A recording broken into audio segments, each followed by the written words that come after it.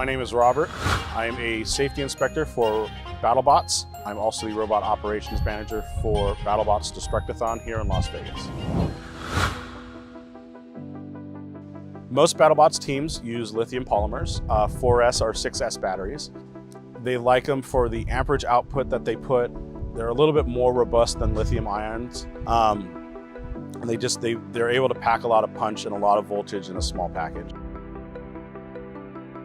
For BattleBots Destructathon, we use LIFEs, which is LFEs, which is lithium irons. They're a little bit safer. They don't necessarily pack as big of a punch as some of the lithium polymers. And since we're combat robots fighting every night, it's just better overall.